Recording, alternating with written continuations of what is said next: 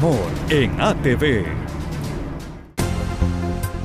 ATV Noticias, al estilo Juliana, llega gracias a Pantene.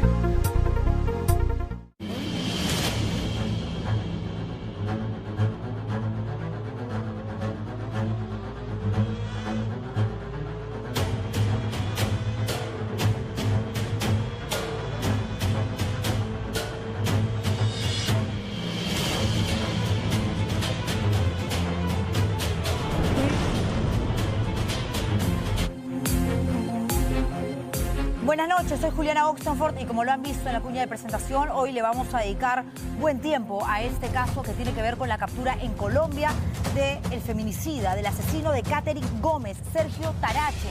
Hizo todo lo que está al alcance de sus manos para no ser capturado. Había evidentemente ya una orden de Interpol. Se había ondulado el pelo, había cambiado de nombre, incluso se sabe que estaba a punto de someterse a una intervención estética para corregirse las orejas, porque justamente el apelativo, la gente en Venezuela, que es su país natal, y luego aquí en el Perú, lo conocía como el Orejas.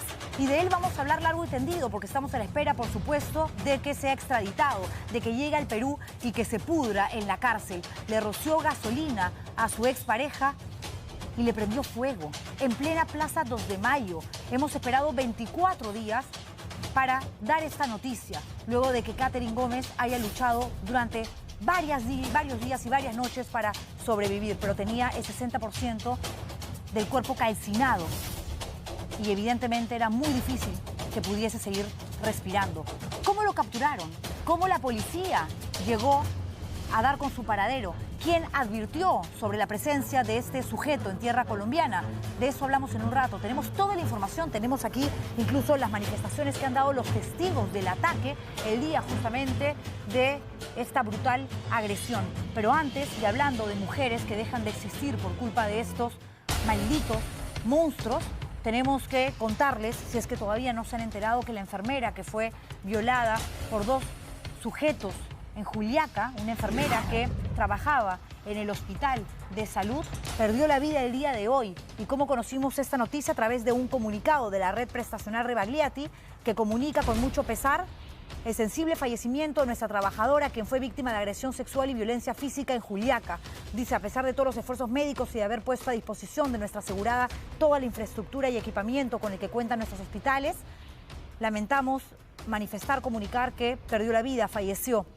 Es realmente triste. Hay 3 menores de edad que se quedan sin mamá. El último 8 meses. La familia de ella ha contado que trabajaba, se rompía el lomo como enfermera en el hospital para darles de comer a sus hijos. Era mamá y papá de estas criaturas. De hecho, se está pidiendo que la tenencia la ejerza la abuela materna, la mamá de esta joven enfermera. Es terrible realmente tener que hablar de tantas mujeres muertas, mujeres que sobreviven a ataques brutales, salvajes, y al poco tiempo simplemente dejan de existir porque ha sido tan violenta la agresión que es casi imposible pensar que una persona pueda seguir con vida tras recibir un ataque tan brutal. Es que es tremendo. En el caso de la enfermera, le mutilaron los órganos genitales, ya le habían amputado una pierna para salvarle la vida y los médicos, según ha trascendido, habían hecho ya una nueva junta para determinar si también le amputaban la otra pierna. Tremendo, por Dios, una enfermera que salía de trabajar y que conocía a estos sujetos. El Salud dice, no trabajaban para nosotros. Sí, pero trabajaban para la empresa que terceriza con el Salud. Entonces, no se pueden lavar las manos tan fácilmente y decir que como ellos no son contratados directamente, no están en la planilla de Salud, entonces, por si acaso, nosotros ayudamos a la víctima, le brindamos todo el apoyo que requiere la familia también, pero hasta allí nomás. No, porque esta gente trabajaba al interior del hospital de Juliaca. Uno era el encargado justamente de seguridad. Desde aquí, mis más sentidas condolencias a la madre de esta mujer y a los 3 niños que evidentemente ahora mismo no sé si se habrán enterado, si les habrán comunicado una noticia tan terrible, la peor que van a escuchar en sus vidas, pero que los contengan psicológicamente, que los ayuden. Estos niños tienen que salir adelante y qué difícil si ya no tienen a su mamá y peor aún cuando se enteren la forma como dejó de respirar la mujer que los trajo al mundo. Yo realmente estoy destrozada. pensé que se iba a salvar. Como pensé que Catherine Gómez también iba a seguir respirando, pero no, porque este maldito que ha sido capturado el día de hoy en Colombia, se encargó de matarla. Y no vengan a decir aquí que es tentativa de feminicidio. No, el objetivo era acabar con su vida. Le echó gasolina en plena vía pública, prendió fuego a su cuerpo y obviamente huyó. Se quiso subir a una combi y ahora tenemos muchos más detalles porque aquí está lo que les voy a leer en un rato, que son las manifestaciones de los testigos, que es gente además que los conocía, porque él era jalador de ruta y ella era hija de una persona que trabajaba justamente como conductor de servicio público. Vamos a ir con esta primera nota que nos trae Romina Rossi, que habla de la captura, de cómo lo detienen en Bogotá, de cómo él estaba buscando la manera de salir airoso, de librarse de la justicia peruana para no ser reconocido, porque ya había, repito, una orden de Interpol y ya en muchos países sabían, por supuesto, que había un fugado, un huido de nacionalidad venezolana que había matado a una mujer aquí en nuestro país. Vamos con esta nota, señores, y luego todo lo que tenemos para ustedes, incluida la entrevista con el policía colombiano que se ha encargado justamente de la detención de este criminal, de este sujeto. Con esto arrancamos. Bienvenidos. Si les tienen miedo, no hay drama. Cambió su forma de hablar, su peinado y hasta su nombre. Lo que jamás podrá cambiar es la muerte que carga en sus espaldas. Este hombre es un despiadado feminicida. La gotita, el corazón. No pasa tanto frío. Sergio Tarache Parra, que ahora lleva el pelo más largo y ondulado y habla como colombiano, buscó burlar a la justicia y dijo llamarse José Gabriel Villa y, envalentonado, reclamó los trámites que se hacían para su identificación. La gotita, el corazón. No pasa tanto frío. Esposado a una banca en una dependencia policial de Colombia, donde fue capturado, Sergio Tarache ya no sonríe. Mira a la cámara fijamente y es ahí donde también resalta una característica propia, un distintivo que le valió el apodo Orejas. Y con seguridad que en algún momento del tránsito se ha podido bajar una de las características sumamente visibles, ¿no? Como es los pabellones de la oreja y el tamaño. La noche del último martes, la policía colombiana anunciaba a sus homólogos en Perú que tenían retenido a quien parecía ser el feminicida más buscado en nuestro país. Aquel que quemó a una mujer viva y huyó sin dejar rastro, y por quien se daba una recompensa de 50.000 soles. Quemado a una chica viva entre la Plaza 2 de Mayo y Oscar Benavides. Ha sido quemada por un venezolano. Colega, buenas noches, ¿cómo está? Colega, el paisano ya está por llegar, pero necesitamos que nos agenden esas huellas de carácter urgente. ¿Qué podemos hacer para eso? Porque si no, el hombre puede quedar libre. El tiempo apremia, así que la policía peruana hizo la coordinación con Migraciones y lograron enviar a sus pares de Colombia la ficha de migraciones con las huellas dactilares de Sergio Tarache y así dar con su plena identificación.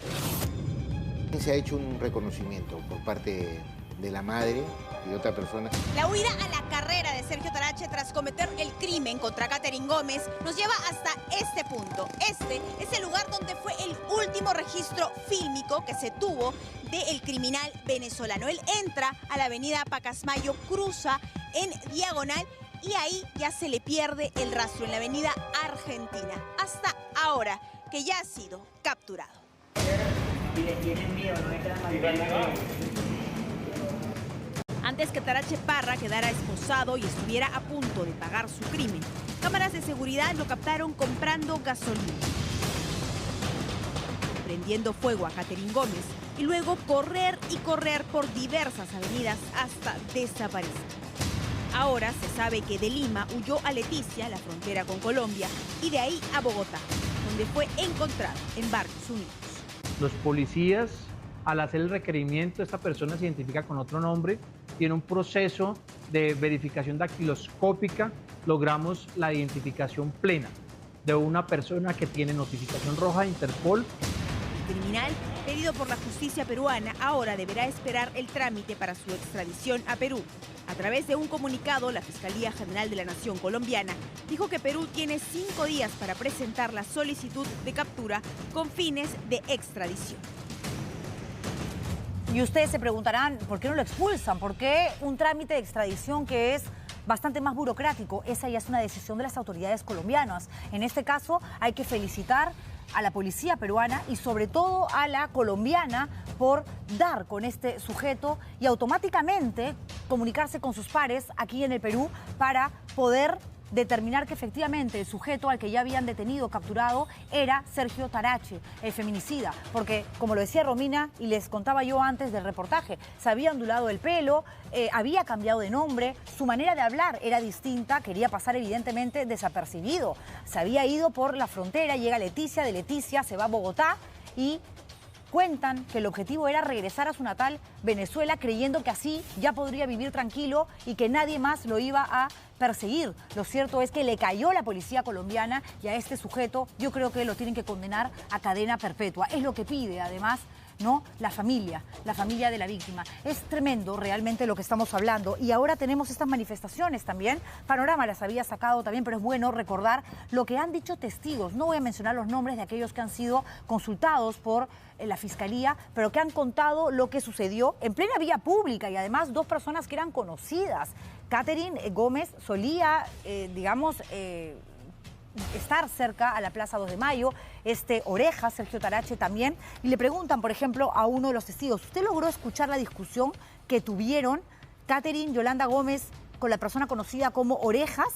Que sí, porque el tal Orejas le quitó el celular. Yo no soy cabrón tuyo, tienes que respetarme. Luego siguieron discutiendo, luego agarró una galonera de gasolina y solo vi cuando ya estaba prendida.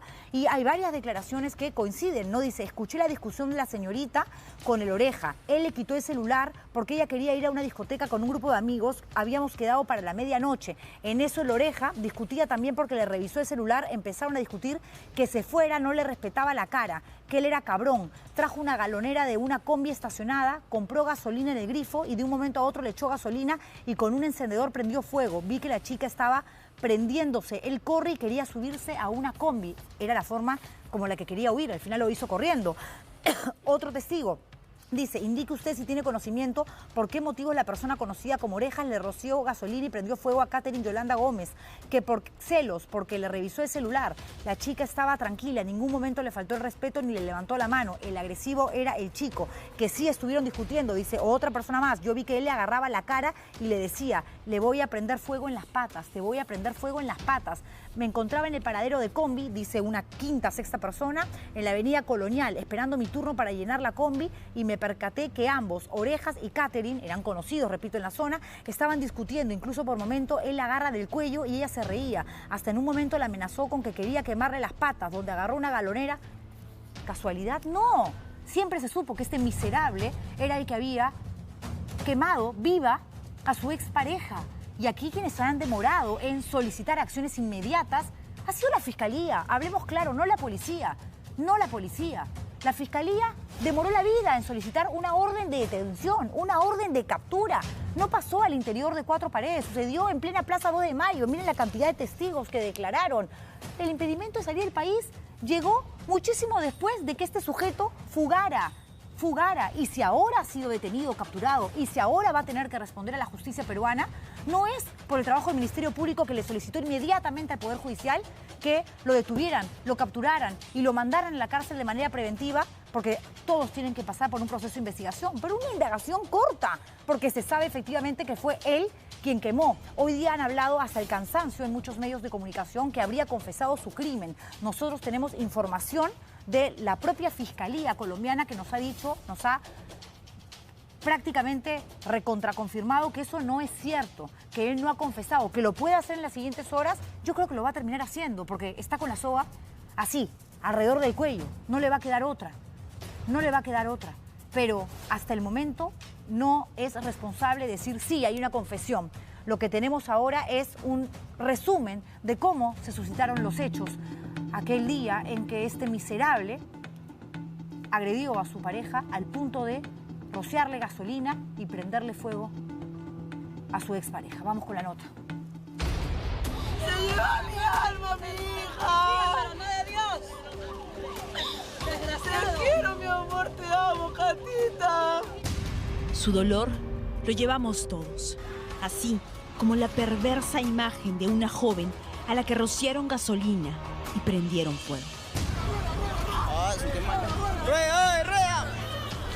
Aquel hombre que en sus redes sociales decía ser su esposo y la atacó sin contemplación alguna, sin misericordia, aquel 18 de marzo. El día en que Katherine Gómez conoció el dolor por dentro. La joven risueña, esperanzada en su futuro en la Marina, tenía solo 18 años, una familia que la amaba y un enamorado que la mató.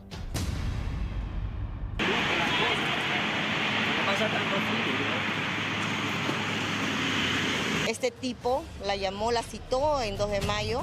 Al parecer discutieron y ella se ha sentado en una de las gradas. Ha comprado gasolina en el grifo que está ahí en el paradero. Esta es la imagen a la que la tía de Katherine hace mención. Sergio Tarache llegó al grifo y en una galonera compró gasolina. Tranquilo, despreocupado, se llevó su compra. La siguiente imagen de la cámara es Katherine ardiendo en llamas.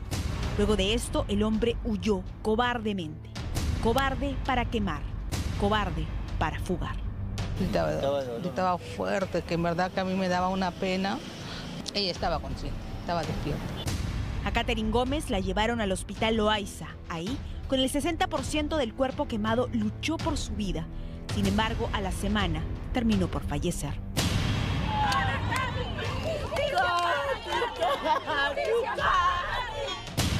Su entierro marcó un hito en su historia. Su vida la apagó el fuego de un feminicida. Desde ahí, su familia no descansó y juró que le harían justicia. Ahora, solo esperan que su asesino, Sergio Tarache Parra, pueda volver al país para que ellos cumplan su promesa. Miserable, ¿no? Encima dice, ¿qué pasa? ¿Qué tanto filtro, no? Enfermo. Qué angustia. Imagínense ustedes, la familia esperando 24 días, ya con la hija muerta, la madre, a que alguien le diga dónde está el criminal, el feminicida que acabó con la vida de Jacqueline. Y hoy la madre, evidentemente, desesperada y pidiendo justicia, ha dicho que no va a parar hasta que la condena sea cadena perpetua. Escuchemos las declaraciones de Cintia Marchare, la madre de la víctima. Como dije, quiero que cumplan la prisión preventiva, que no la expandan y que cuando termine la prisión preventiva que le den la cadena que él merece. No, que me cumplan a mí, porque ellos me han dicho, me han prometido, y mi señora, le vamos a dar la pena máxima, la vamos a apoyar. O sea, que me cumplan. Me van a apoyar, que me apoyen de esa forma. Que me apoyen de esa forma. Que cumplan, le den la condena que ese hombre se merece. No lo quiero libre, no lo quiero. En Venezuela dijeron de que ayer había agredido a otras 2 parejas y a una de ellas intentó quemarla. Y la madre se lo llevó a Colombia porque estaba metido en ese problema, se lo llevó a Colombia. Y de Colombia no sé en qué problema se metió en drogas, se metió en otros problemas y se lo trajo al Perú para que cambiara. Sí, en este seguimiento, ellos son los que nos han confirmado en el transcurso de la noche de que sí, efectivamente, el que habían capturado en Colombia era el asesino de mi hija, porque es el asesino de mi hija. Y nos dijeron de que cualquier cosa, cualquier informe nos se van a llamar, nos se van a citar, pero tenemos que tener paciencia. Lo primero que transcurre ahorita es que lo extraditen, ¿no? Es lo que estamos esperando, la extradición. Una vez que él esté en Lima, ya empezamos con el proceso, con los informes de la captura y todo eso, ¿no? De que hay unos colombianos que lo han vendido, porque el señor mismo se como le dije, alardeaba de que él estaba buscado en el Perú por un asesinato. O sea, ¿qué tipo de persona es? Alardea como si fuera algo común matar a alguien. Y en la forma en que lo hizo, o sea, ya es un ser sin escrúpulos. No solamente había gente que lo hacía por el dinero, había gente en que se ponían en mi lugar, ¿no? Señora, la apoyamos, señora, esto, mensajes de todos lados, de todos los comentarios, de todo tipo, ¿no? Pero gracias a eso me sentí apoyada. Fuerte, ¿no? La madre, Cintia Marchare, ¿no? Salir, enfrentar cámaras de televisión, pedir justicia. Y recordemos que incluso cuando su hija todavía estaba viva, en una unidad de cuidados intensivos, pero viva, ella ofrecía entrevistas exigiendo, por favor, que la ayuden a pedir, por favor, que no cesen en la búsqueda del asesino de su hija. Cuando ya estaba ella en la unidad de cuidados intensivos, es decir, todavía respiraba. Pero ya era un feminicida este tipo, porque el objetivo siempre fue ese. Yo creo que una manera de minimizar este tipo de crímenes es decir, bueno, pero murió después. No importa si murió después o a la hora. Acá hubo un feminicidio. Este tipo quemó viva a su expareja. Y aquí no se trata de análisis poco responsables. No, no, no. Son hechos absolutamente objetivos. Y es objetivo también, y es justo, entender a la señora Cintia Marchare cuando dice, a mí del Ministerio de la Mujer me han estado apoyando, no lo voy a negar, personal, pero de la ministra de la Mujer no quiero saber absolutamente nada. ¿Y cómo no entenderla? ¿Cómo no ponernos en la piel de la madre de una chica de tan solo 18 años a la que queman viva cuando escuchas a la ministra de la Mujer diciendo, bueno, yo lo que le recomiendo a las jóvenes es que tengan cuidado con quienes se involucran? Ah, o sea, la mató por celos, lo mismo, ¿no? Sí, feminicidio porque la mujer usó una falda chiquita y al novio le molestó. No hay justificación, no hay excusa. El titular es feminicidio, asesinos de mujeres. Esos son estos criminales, estos verdugos, estos monstruos, estos salvajes, estas bestias. Y ese debería de ser el discurso de la persona que representa a las mujeres en la cartera de la mujer. No, pero pasemos por agua tibia, ¿no? Sí, yo le recomiendo. No recomiende, tome acciones, señora ministra. Que yo no entiendo cómo el Congreso de la República no le interpela y pide una censura para ella, que la saquen, después de la barbaridad que dijo en un momento donde todos estábamos angustiados, viviendo el día a día, esperando que Jacqueline, por supuesto, sobreviva, cosa que no sucedió. Murió. ¿Por qué?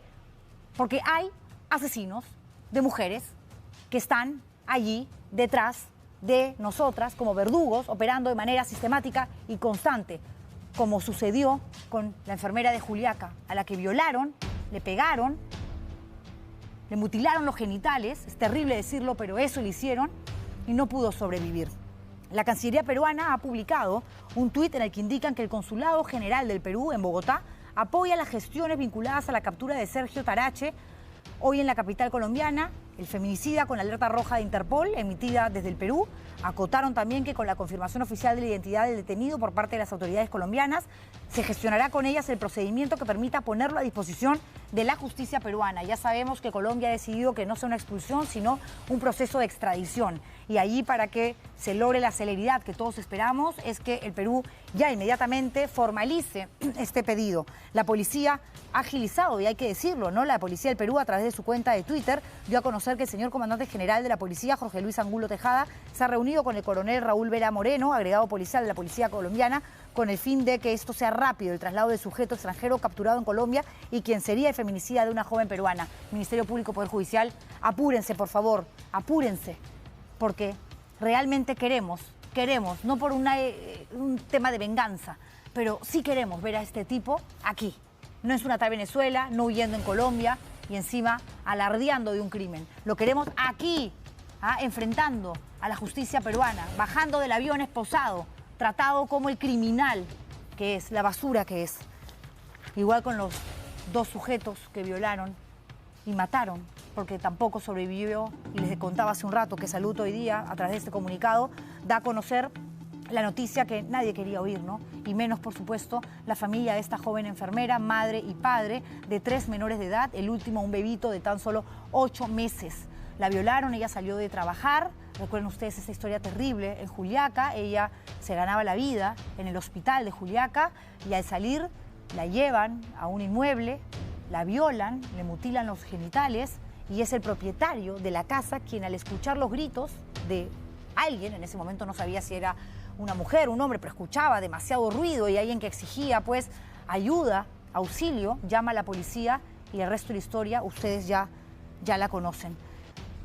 Se entiende que todos esperamos que caiga el peso de la ley, todo el peso de la ley contra estos agresores que están cumpliendo una prisión preventiva. Pero ahora mismo, en Puno, la gente no quiere que dejemos de lado este asunto. Quieren seguir haciendo ruido y me parece lo lógico, me parece lo justo para que estos tipos más adelante no salgan en libertad, para que se les condene por lo que hicieron. Y hay una vigilia importante ahora mismo y nos vamos a ir con nuestro corresponsal. Nos vamos con Reinaldo Puma hasta Juliaca, Puno, donde él se encuentra junto a estas personas. Reinaldo, adelante, te escuchamos. Buenas noches. Buenas noches, Juliana. ¿No? Estamos acompañando a las compañeras de trabajo, amigas de esta enfermera que lamentablemente ha sido cruelmente asesinada, ¿no? Luego de haber sufrido, ¿no?, en el hospital Rebagliati de Lima, donde fue evacuada, ¿no? Esta noche los familiares, algunos amigos cercanos, han de alguna manera puesto estas velas en señal de esperanza, de una justicia, ¿no?, real, que de alguna manera también llegue, ¿no? En estas circunstancias. El día de hoy han desarrollado una protesta, un plantón en los exteriores del Poder Judicial de la ciudad de Juliaca, ¿no? Y han recorrido las diversas arterias pidiendo justicia sobre estos incidentes. Estamos aquí esta noche con una de sus familiares, a quien de alguna manera no vamos a enfocar, ¿no?, por este tema de que ella también quiere guardar reserva de su identidad. ¿Cómo está? Muy buenas noches. Ustedes, de alguna manera, ¿cómo han recibido esta noticia el día de hoy? Bueno, muy buenas noches. La noticia ha sido muy impactadora, ¿no?, por toda la familia. Realmente pensé que ella iba a seguir ahí luchando por su vida. Ya ha estado luchándola. Y el día de hoy ustedes justamente realizaban una pollada pro salud para un poco recoger algunos recursos económicos que son necesarios para su tratamiento y también para sus hijos. Así es. Eso es lo que se estaba realizando y realmente ahora estoy muy sorprendida de lo que ha pasado. Nosotros pedimos para estos malditos la pena máxima. Pida a la ministra de la Mujer que se pronuncie. Reinaldo. Ella fue ahora. A ver, dime, Juliana. Sí, mientras escuchamos el testimonio de esta compañera, vemos imágenes también de la vigilia donde hay varias enfermeras del Hospital de Salud de Juliaca pidiendo justicia. Cuando se suscitan estos hechos tan lamentables, Salud sale a decir dos cosas. Primero, que la violación, el maltrato físico y luego la agresión sexual fueron eventos que no se suscitaron al interior del centro médico. Eso luego se corroboró, efectivamente. Pero se dijo que los trabajadores no eran parte de Salud. Ok, no eran contratados en planilla, tercerizaban, por decirlo de alguna manera, ellos contrataban una empresa y esta empresa a su vez, ¿no?, llamaba a terceras personas, pero eran conocidos del personal médico, de las enfermeras de Salud. Ellas, las personas con las que tú estás, estas mujeres, compañeras de la víctima, ¿reconocen, por ejemplo, a los agresores? ¿Los habían visto al interior del hospital? Tengo entendido que uno incluso trabajaba en la caseta de seguridad. Sí, efectivamente, Juliana, ¿no? Hemos conversado con algunas personas cercanas a ella y han indicado de que efectivamente, ¿no?, ellos laboraban en el Salud de Ayaviri, ¿no?, y eran básicamente compañeros de trabajo. Es cierto que no eran, digamos, de la misma profesión, pero trabajaban en la misma institución, ¿no? Inclusive, como tú indicas, uno de ellos era personal de seguridad y el otro, de alguna manera, trabajaba en la parte administrativa, ¿no?, del establecimiento, donde de alguna manera, lamentablemente, ¿no?, a pocos metros, ¿no?, básicamente casi al frente de este establecimiento, ha fallecido esta joven enfermera de tan solo 32 años de edad, que deja en la orfandad a 3 niños, uno de 8 meses, de 4 años y 6 años respectivamente. Chiquititos, chiquititos, y sabemos que además era mamá y papá, por lo tanto no podemos siquiera aspirar a que estos niños, estos pequeños, se van a quedar con el padre, ¿no? Va a tener que ser la abuela materna quien se encargue justamente de la tenencia, de la custodia, del cuidado y de también el aval emocional que van a requerir estos niños. Y estamos hablando de una familia humilde, así que no hay que descuidar la parte emocional, psicológica de estas criaturas. Por Dios, han quedado sin madre y algún día van a saber que a su mamá la violaron, la mutilaron, la mataron. Dios santo, es la de todos los días, la de todos los días. No nos vengan con el cuento de que nos protegen. Gracias, Reinaldo, por esta microonda, por este enlace en vivo. No nos vengan a decir que nos cuiden. Ustedes dirán, Juliana, otra vez con lo mismo, pero miren ustedes, en un solo día estamos hablando de la captura de un feminicida y estamos hablando de la muerte de una enfermera que también perdió la vida porque 2 miserables la violaron y se encargaron de matarla. Murió luego, es cierto, pero el objetivo también era matarla. Entonces, ¿Qué esperamos si tenemos una ministra de la Mujer que nos da como respuesta lo siguiente? Tengan cuidado, ¿ah? Sepan escoger a las personas con las que se vinculan. No, no es culpa nuestra. No es culpa nuestra. Es culpa de estos salvajes. Es culpa del descuido que existe en el Perú porque nadie le interesa la salud mental. Es culpa del machismo, es culpa de la falta de educación y de un montón de factores que no me voy a poner a mencionar porque me quedaría hasta las 11 de la noche seguramente. Pero alguien tiene que tomar las riendas de este problema, de esta situación y decir, nos hacemos cargo, porque nos matan todos los días. Por Dios. Voy a ir a pausa comercial para regresar con el bloque político. Hoy viene el ex vicepresidente de la República, exministro, es Chacano, una persona que trabajó mano a mano con Alejandro Toledo y hoy lo llama maldito, corrupto, ladrón. David Weissman va a estar con nosotros aquí porque tenemos un reportaje que habla acerca de el caso de Coteva. A Toledo lo van a extraditar pronto, sí, pero por el caso Interoceánica. Perú ya envió el segundo cuadernillo de extradición para que también sea procesado por este otro caso que tiene que ver también con corrupción y que involucra a su suegra y que involucra a su esposa, Elian Karp. Así que volvemos con eso y más, un reportaje imperdible y una entrevista que tampoco pueden dejar de ver. Volvemos en instantes.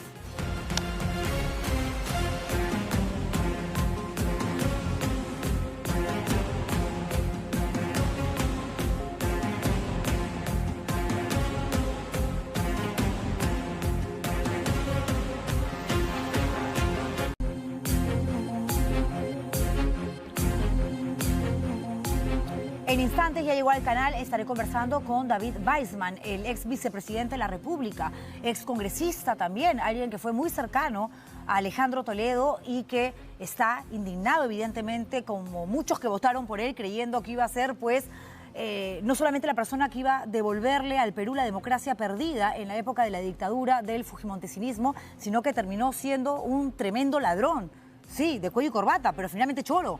Y él dice que es un corrupto y Weissman, que nunca ha tenido pelos en la lengua, ha salido a pedir la máxima condena y que si es necesario, de pronto una condena menor, con tal de que hable de los ministros que de pronto estuvieron coludidos con el expresidente Chacano en su momento, que suceda, pero que pague, porque además es un mentiroso por naturaleza y un alcohólico que no va a sobrevivir preso, porque la abstinencia lo va a matar, ¿no?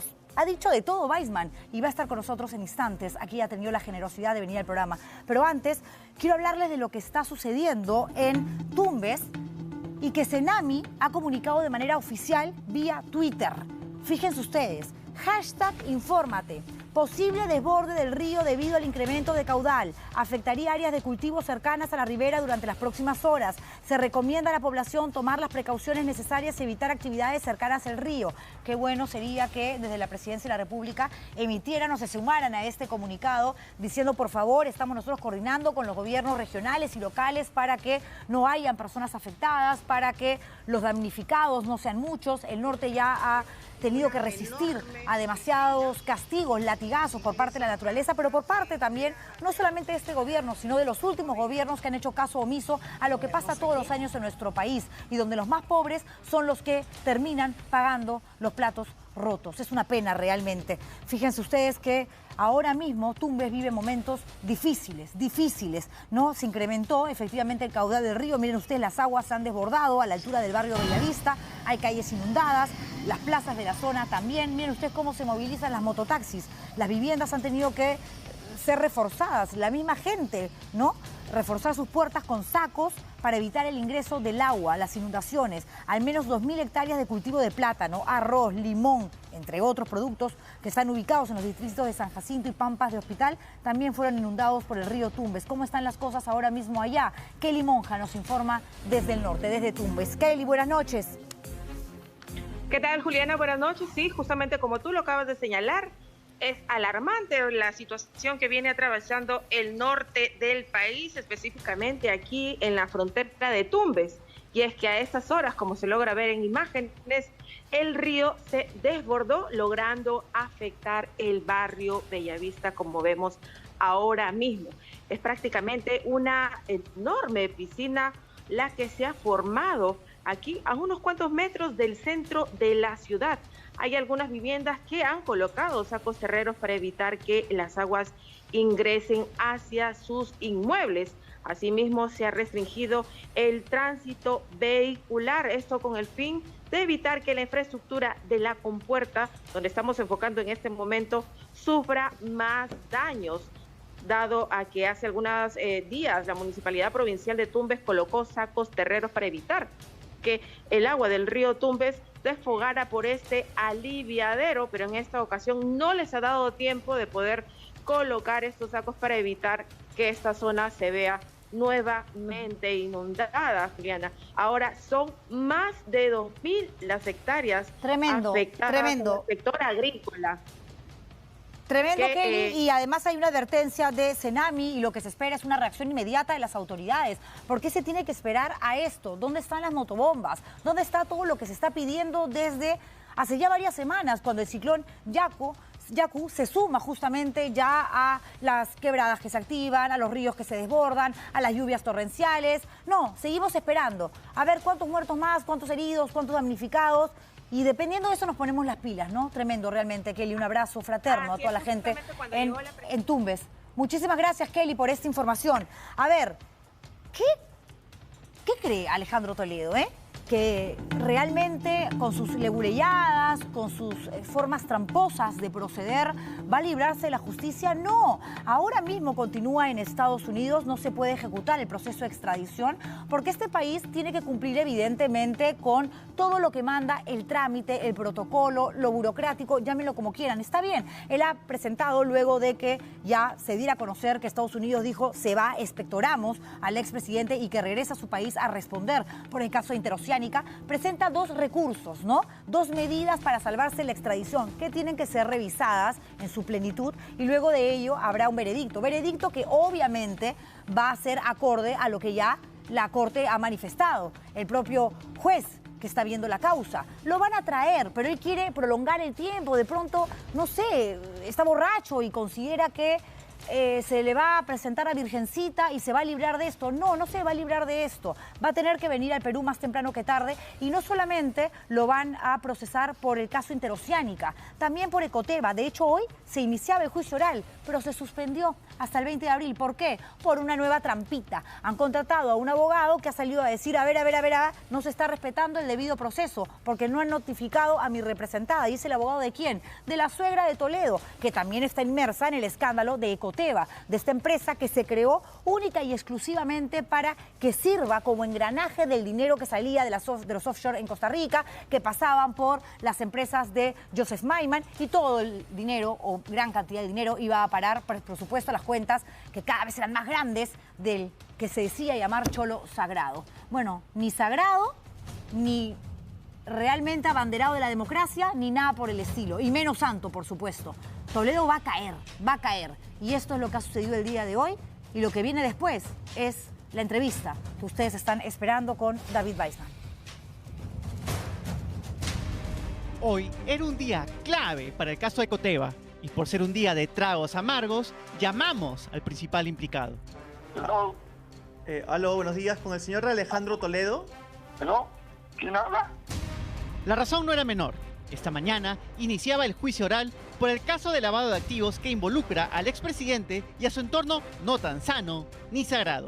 Se encuentran los procesados Alejandro Toledo, Elian Carr, con defensa particular. Y aunque no aparecieron, tampoco hubo mucho que ver en la audiencia. Ustedes quédense ahí, no se muevan,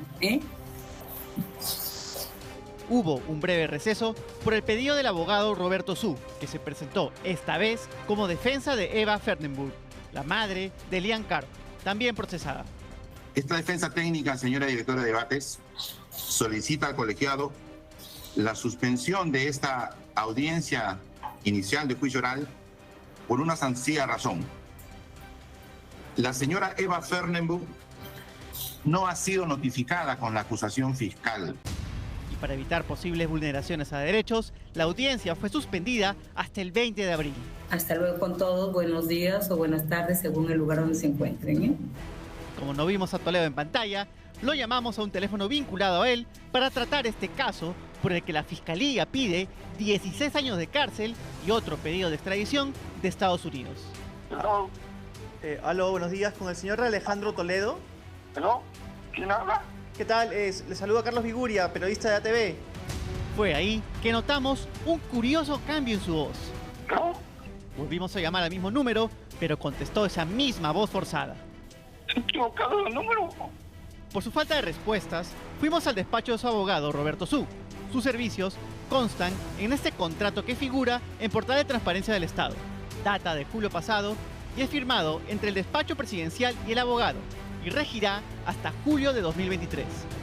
Por su labor, el abogado de Toledo gana 180.000 soles y lo pagamos todos los peruanos. Ello, a pesar de que el expresidente está próximo a ser extraditado por corrupción por el caso Odebrecht. Curiosamente, hoy anunció que está a cargo de otra defensa. Soy el abogado José Roberto Su Rivadeneira, defensa técnica de la señora Eva Fernenbuch. Acudimos a su despacho para consultar esta confusa situación, pero ni el abogado que lo acompañó en la audiencia nos quiso atender sobre esta compleja trama de lavado de dinero que involucró a sus más cercanos amigos durante su gobierno. Yo por momentos me siento una mezcla de desilusionado y un poquito utilizado. Sí que fue utilizado. Con ayuda de su amigo Joseph Maiman, Toledo buscó ocultar $20 millones en coimas de Odebrecht y Camargo y Correa. Odebrecht usó a sus 5 empresas offshore y transfirieron las coimas a empresas de Maiman. Así, Mercaf Overseas recibió $2.5 millones, Warburg Company 5.5 millones, Trailbridge $750.000 y órdenes de pago del Trend Bank. Todo consta en los registros de la División de Operaciones Estructuradas de Odebrecht. Maiman dio una versión similar, que Odebrecht le transfirió con 55 depósitos $27.5 millones y 1.2 millones de euros a Warburg Company con sede en Suiza. Y luego, esta hizo 50 transferencias de $28.4 millones y 1 millones de euros a Confiado International, una offshore de Panamá. Y luego Confiado siguió la jugada. Transfirió $17.5 millones a Milan Ecotech Consulting y EcoState Consulting, offshores vinculadas a Alejandro Toledo. Y estas dos, a su vez, transfirieron $16.4 millones a Ecoteva, donde figura como directiva la suegra de Toledo. Toda la jugada termina con la transferencia de Ecoteva a Luis Fernando Arbulú, dueño del inmueble de Toledo en Las Casuarinas, y a Eva Fernenbuch, para que pague la oficina en la Torre Omega. Con estas coimas, Toledo y Elian Carp pagaron todas sus deudas, las hipotecas de sus 2 casas de Surco y la de Punta Sal y la oficina de la Torre Omega. Todo gracias a las mañas de Toledo, quien hoy sigue esperando ser extraditado para responder por el caso Odebrecht en el Perú. Y pronto lo tendrá que hacer también por el caso Ecoteva. Sí, para todos nosotros es absolutamente indignante ver cómo este señor de nombre Alejandro Toledo, expresidente de la República, que organizó una marcha multitudinaria denominada la Marcha de los Cuatro Suyos, advirtiendo que el Perú podía regresar a convertirse en el Estado de Derecho que había sido, en devolvernos la democracia. La gente confió en él, un hombre sencillo que había sido lustrabotas, que había llegado a los Estados Unidos, que se había hecho de una carrera, un economista importante, al que en otros países lo llamaban incluso para hacerle diferentes consultas. Decían, caramba, el Perú se ha ganado la loto con Toledo. El que se ganó la loto y robando fue él. ¿Cómo se sentirán quienes formaron parte de su campaña, quienes formaron parte de su plancha presidencial, llegaron con él a Palacio, entre ellos David Weissman? Yo estuve con él, me acuerdo, y ahora conversábamos antes de esta entrevista, cuando yo era reportera, que sería pues 2003, 2004, y Toledo había viajado y le correspondía al vicepresidente asumir las funciones de mandatario. Y estamos en Chosica, en un reportaje, y él siempre pues muy enérgico, vehemente a la hora de responder, hablaba y opinaba, y yo siempre decía, Weissman, creo que más allá de sus formas, porque más de una vez me cayó una chiquita, porque a todos los periodistas nos va con palo, creo que es un tipo honesto, que vive su trabajo. Y él ahora ha salido a decir que lo metan preso, es un mitómano, es un alcohólico, no va a soportar la cárcel porque la abstinencia lo va a terminar eliminando. ¡Wow! Lo que ha dicho Weissman. Y le agradezco por estar con nosotros esta noche aquí. Señor Weissman, gracias. Después de tanto tiempo. Después de mucho tiempo. Es Muchísimas gracias por esta invitación. No, a usted por venir, porque me imagino que no debe ser fácil, porque no solamente se trata de hablar del político cuestionado, que está a punto de regresar al Perú para responder a la justicia, al que lo van a condenar de todas maneras, porque si el Ministerio Público ha logrado convencer a la justicia norteamericana de que tiene que ser expulsado de los Estados Unidos, es porque el caso Interoceánica es absolutamente sólido. Pero para el amigo, para el que confió, para el compañero, para el que postuló con él en una contienda electoral, ¿qué significa todo esto? Bueno, para mí desde el primer día, esto ya hace 5 años aproximadamente, porque fue en el que él se fugó realmente porque tuvo información privilegiada del país, fue un golpe muy fuerte, muy devastador en la parte moral, en la parte sentimental mía, porque haber estado con él no solamente en la presidencia, sino antes de la presidencia. Claro. Yo soy cofundador del nuevo nombre del partido Perú Posible, que se llamaba antes País Posible. Soy cofundador y le llevo toda una propuesta que se incluye en el programa de desarrollo de los 5 años y no cumple nada. Y al contrario, en lugar de no solamente incumplir, hizo cosas en contra de todo el programa que yo le llevé y él lo aceptó para ponerme, porque él me invita a mí al partido. Yo no lo busco a él. Pero sin embargo, usted cumplió la función de vicepresidente y estuvo al lado de Alejandro Toledo. ¿En algún momento no sospechó usted acerca de los actos delictivos que se cocinaban desde Palacio de Gobierno? La presencia de la suegra, las mentiras, las idas y venidas en discursos que no tenían ningún tipo de coherencia. Te cuento por qué no. Para que veas. Todas las veces que me tocó ser presidente encargado, el recinto donde despacha el presidente de la República, que es un recinto muy especial, acomodado justamente para que un presidente despache, nunca me lo dejó abierto a mí. Cuando tuvo su primer vicepresidente, en el pequeño tiempo que lo tuvo, ahí despachaba a su primer vicepresidente. Yo soy, en segundo. o fui segundo vicepresidente, de acuerdo. Él cerraba todo, yo no tenía dónde despachar. ¿Por qué cree?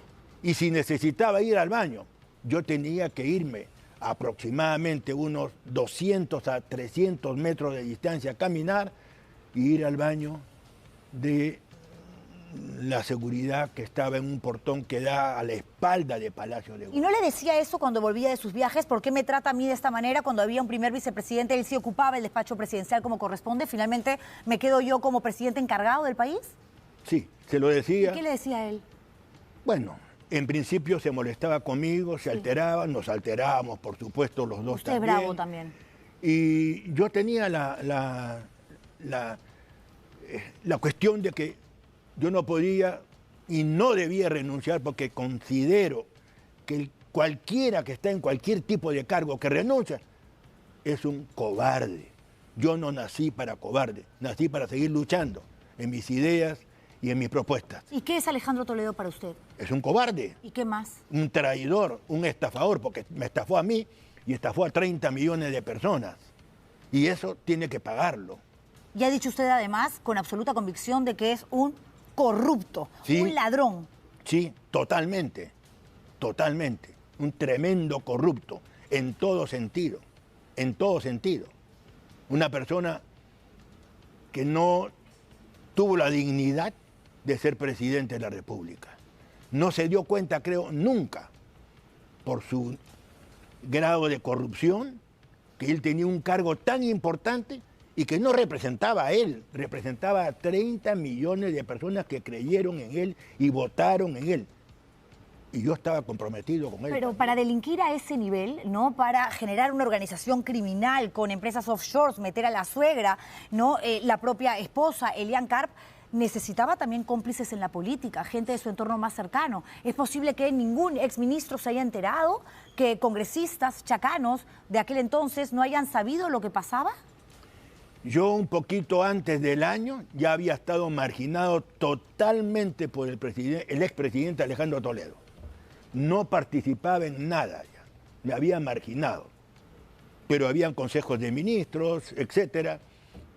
donde se trataban las cosas que yo no conocía porque ya prácticamente mi función de vicepresidente solamente la ejercía cuando él se iba. Claro, pero usted es un hombre inteligente y de hecho se daba cuenta de muchas cosas. ¿Cree que algunos exministros de la época de Toledo sí hayan sabido y están pasando, como diríamos comúnmente, piola? Sí.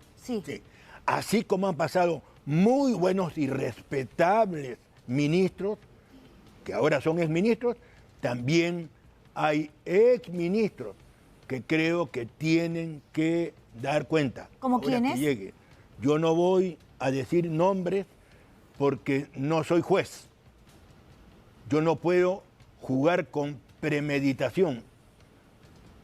Yo estoy seguro que depende del trabajo del Ministerio Público, especialmente, ahí está toda la carga de la prueba, del manejo que le den a este señor Alejandro Toledo para que él se vea obligado a hablar. Ellos tienen todas las condiciones. Soy una de las personas que dio la ley de la confesión sincera cuando concluí la investigación del caso Fujimori Montesinos.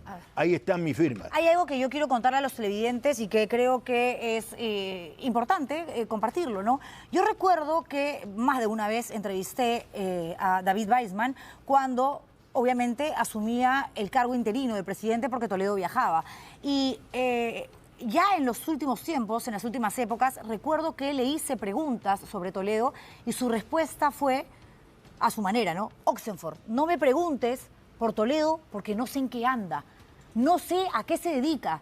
Yo estoy aquí porque soy vicepresidente, no hay primer vicepresidente, me corresponde y luego, pues cuando vuelva a viajar.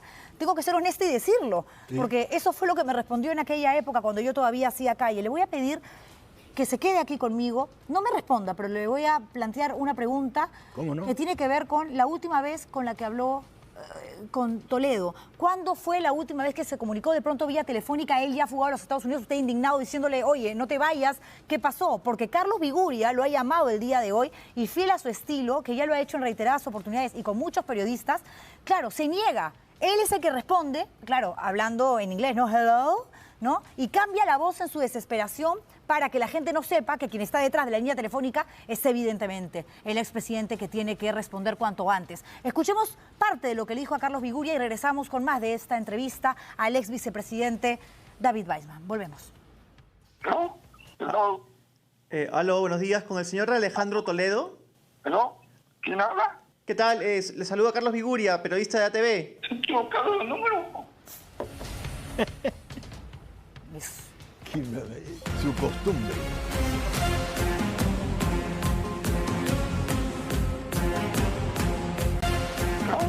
¿Aló? Aló, buenos días, con el señor Alejandro Toledo. ¿Aló? ¿Quién habla? ¿Qué tal? Le saluda Carlos Viguria, periodista de ATV. ¿Se equivocado el número? Se ríe David Weissman, yo también sonreía, porque además a él siempre le han dicho payasito Weissman, ¿no? Y el payaso es Toledo, cambiando la voz, atiende en inglés y luego habla en español y dice, se ha equivocado. O sea, como si la gente fuera verdaderamente idiota. Y ponen, ¿no?, una voz más femenina incluso para que de pronto alguien se crea el cuento de que es una señora, una dama la que contesta y no Toledo, que es alguien que se rehúsa a responder a la justicia peruana. Se largó a Estados Unidos hace 5 años y ha puesto impedimento y medio a través de leguleyadas, artimañas legales con tremendos abogados que le han costado o nos ha costado, porque es con plata que se ha tirado claramente, para no venir. Pero ya Estados Unidos lo determinó. Usted se va a Perú. Chao. Este informe, este cuadernillo de extradición es completo, complejo, hay elementos de sobra. Y recordemos que su ex íntimo amigo, Joseph Maiman, antes de morir, colabora con la justicia peruana y dice, les voy a contar todo. Y él es el que ayuda a generar este engranaje para que todas las piezas calcen. El dinero salía de aquí, estaba Ecoteva, estaban en estas otras empresas offshore, pasaban por mis negocios, de mi negocio, iban a esta cuenta 1, 2, 3 de Alejandro Toledo y así se destapa, digamos, la cloaca. David Weissman me contaba que no puede creer hasta el momento que la persona en la que confió, la persona con la que postuló y se convirtió a él en segundo vicepresidente, mano derecha en ese entonces de Toledo, haya terminado convertido en un ladrón, en un criminal. Eso es lo que dice Weissman. Para usted no hay duda de que es un corrupto. Ninguna duda. Yo no puedo tener una duda porque yo he vivido algunas cosas que he visto, como por ejemplo, uno de los distanciamientos que yo tengo con Alejandro Toledo fue que todas las noches, en el segundo piso del Palacio de Gobierno, se reunía un grupo de gente, personas que no eran de la política, probablemente muchos empresarios, congresistas, ministros, ¿y qué hacían en el segundo piso? Jugaban billar, billas. ¿Y tomaban su whisky? Y tomaban su whisky. Yo no soy tomador de licor, salvo en una reunión me puedo tomar una copita de vino, pero yo no puedo tomar pues 10 vasos de whisky, ¿no? Bueno, usted no solamente argumenta con absoluta convicción de que Toledo es un corrupto, sino que también lo llama alcohólico. Sí, yo lo llamo alcohólico, sin duda. Alcohólico es alguien que necesita de ciertas bebidas todos los días. O sea, hay una necesidad por el consumo de. ¿Usted da fe de ello? Sí. Una anécdota rapidita. Un día estaba yo encargado de la presidencia y había una actividad en la Marina de Guerra. Sí. Yo salgo en el vehículo presidencial y cuando estamos a unos 3-4 kilómetros de llegar a la punta donde estaba la reunión de la Marina de Guerra del Perú, veo un vehículo que nos está siguiendo hacía rato. Y le digo a al chofer, no era mi chofer, el chofer del presidente, para un momentito que quiero ver quién es el que me está siguiendo. Y resulta que venía médicos, enfermeros, en ese vehículo. Y yo me bajo y le digo, ¿qué es lo que pasa? ¿Por qué están siguiéndome a mí? Y me dice, uy, perdón, 1000 disculpas. ¿Pensaban que era Toledo? Pensábamos que era el señor Toledo. ¿Y para qué lo siguen? Para levantarlo, pues, ¿De la resaca? De la resaca, pues. Tanto así. Así. Usted ha dicho, en un penal no va a sobrevivir porque la abstinencia lo va a terminar matando. Sí. A ese nivel de adicción, de dependencia. Sí, sí, sí. ¿Cuándo fue la última vez que habló con él? Es la pregunta que quedó pendiente. Bueno... Por lo menos por teléfono, que lo haya llamado. Eso ha sido a los pocos días nomás que terminó el gobierno, o sea, ha sido en el 2006. Ah, ok, ya cuando él se va a los Estados Unidos no ha vuelto a tener comunicación. No. ¿Nunca le provocó llamarlo y decirle por qué me has hecho esto, por qué le has hecho esto al Perú? No. ¿Un correo electrónico, nada? No, nada. Yo sabía que no me iba ni a recibir, ni a molestar, no me iba a contestar una llamada, ni tampoco si le mandaba un WhatsApp, no me iba a contestar. Yo sabía eso. Él sabía que estábamos muy, muy encontrados, ¿no? Yo no compartía su modo de ser como persona, porque primero hay que ser como persona justa, honrada, con valores, primero. Después es presidente, vicepresidente, congresista, eres rey, lo que quieras. Primero lo primero. ¿Ya sospechaba que robaba? ¿Ya sospechaba que estaba inmerso en actos delictivos? Sospechaba muchísimas cosas, pero no se las podía probar. ¿Pero se lo decía? ¿Se lo decía? Claro. Bueno, qué buena pregunta. El primer problema que tuve con él no fue con él, fue con Elian. ¿Por qué? Porque yo comencé criticándole los viajes que él hacía en el avión presidencial a Punta Sal. Las parrandas. Las parrandas. No uses el avión presidencial para irte para allá. Tienes plata, págate tu viaje en el avión comercial. No, que tú no sabes, que no me jodas. Con el perdón de todos los oyentes. Se insultaban, llegaba, digamos, la pelea a ese nivel. Sí, señor. ¿Y Elian Carp se metía? Sí, ella lo defendía pues a muerte, ¿no? Entonces me gané la primera enemiga, que es ganarse una enemiga... Como Elian Carp debe ser, no es poca cosa. No sabes lo que es candela. Sí. Entonces, luego me tocó muchas oportunidades en yo tener que estar en Palacio. Como era el único vicepresidente, con el presidente y al lado con la esposa del presidente. Y ella me quería morder, ¿no? ¿Por qué soportó tanto? Usted dice que no le parece consecuente, honesto, digno renunciar a un cargo público, pero lo pudo haber denunciado, no sé, ver la manera de que se sepa por dónde estaba yendo justamente Alejandro Toledo y compañía. Sí, porque no era apropiado, primero porque es traición, es cobardía renunciar. Segundo, era cualquier cosa que pasaba era inestabilidad para el país y había que continuar sin ninguna duda cuidando, investigándolo a él y tratando de que no se descarrile más de lo que ya se estaba descarrilando, ¿no? Esa era mi misión, porque no había un siguiente reemplazo.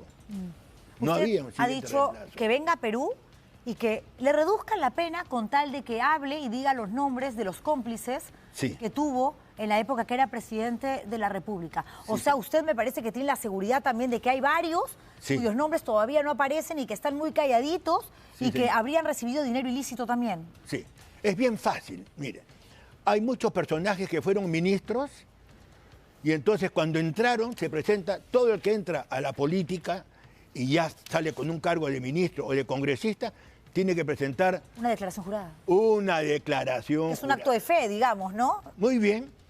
Que le pidan a los que son sospechosos y que los declare como tal Alejandro Toledo, su declaración jurada de cuando ingresaron, nada más. Y cuando salieron, y los sucesivos, cómo están sus declaraciones juradas. Bueno, hay varios que han seguido en política, ¿no? Muy bien, pueden haber seguido en política. Pero ¿cuánto es el sueldo que tuvieron como ministros, como congresistas, para que al salir resulta que tienen $1 millón aquí, una propiedad por $500,000 acá, $300,000 por otra propiedad? ¿Y usted puede dar fe de que se fue con lo mismo que con lo que entró? Yo, 100%. Si mañana, digamos, dicen hay que investigarlo porque fue vicepresidente, era congresista, no tiene ningún tipo de temor. Me someto a cualquier investigación. ¿Lo iría a visitar a Toledo? No, yo no visito escorias. Me ensucio, me mancho más. Ya estoy suficientemente manchado porque fui un vicepresidente de un corrupto. ¿Se siente manchado? Recontra manchado, claro que sí. ¿Se está arrepentido? ¿Cree que fue un error? No me arrepiento. No me arrepiento porque creo que hice todo lo que hice y hubiese sido peor si no hubiese estado yo. Considero así. ¿De verdad? Sinceramente, sí. Sinceramente. Pero... Creo que lo contuve bastante yo. Creo que mucho lo contuve. Él sabía con quién se metía. Él sabía con quién estaba. Pero hizo todo a sus espaldas, según nos cuenta. Claro que sí. ¿Qué tanto pudo evitar usted? Bueno, lo que quizás muchas cosas más graves podrían haber sucedido, no sucedieron. Que yo no sé cuáles podrían haber sido. Pero muchas peores cosas podrían haber sucedido si uno hubiese estado ahí. Usted habla de un tema que creo que es importante, ¿no? Más allá del expresidente, más allá de un ministro o exministro, un excongresista, un juez, un fiscal, está el ser humano, ¿no? Y Toledo, a nivel personal, protagonizaba una serie de escándalos. Efectivamente, cuando salía en condiciones que era fácil entender, deducir que algo había consumido, algo había ingerido, y luego el escándalo con Lady Bardales, el Puntasal, los viajes, las cosas que iban apareciendo. En ese entonces, me acuerdo que los reportajes sobre el caso Lady Bardales los hacían en La Ventana Indiscreta, en el programa que había en Latina y que conducía y dirigía Cecilia Valenzuela. Y eso a usted, que nos manifiesta, nos dice que la moral, la ética, los principios es algo tan importante, y coincido con usted en ello, ¿no le generaba un nivel de indignación que lo llevase a encararlo y a decirle, basta, ¿qué estás haciendo? Sí, claro. ¿Y él le dicho alguna vez? ¿No le hace usted? Sí, me han mandado para el carajo también. ¿Ah, sí? Sí, claro, casi nos hemos agarrado a golpes también en Palacio. ¿Delante de gente? No. ¿Siempre a solas? Siempre a solas. ¿Y le dijo en algún momento, lárgate, ya no seas más vicepresidente? No, eso sí que nunca, se cuidó muchísimo. Sí. ¿Y por qué se cuidaba? ¿Le tenía miedo? No sé si me tendría miedo o no. Yo no le tenía absolutamente nada de miedo a él, yo lo encaraba. Pero cuando uno tiene una enfermedad, o varias enfermedades juntas, porque varias son... ser corrupto es una enfermedad. Ser un alcohólico es otra enfermedad. ser mentiroso, un mentiroso consumado, es otra enfermedad. O sea, usted me junta 3 enfermedades nomás y me hace pues Y es un diagnóstico severo, ¿no? Es terrible, ¿no? Sí, pero también le ha dicho terrorista. Yo no le he dicho terrorista. Yo he leído aquí en una entrevista que de repente está muy molesto, no lo recuerda, le ha dicho terrorista. No, eso sí que... Bueno, alcohólico, mentiroso, eso sí. corrupto. Terrorista nunca le he dicho. Drogadicto. Ni se lo podría decir porque sería mentir yo. Terrorista jamás. Drogadicto. Tendría que probar... No, drogadicto tampoco no le he dicho, nunca. Lo que a mí no me consta, jamás voy a decirlo. No drogadicto, no terrorista, jamás. No me consta y no puedo decirlo.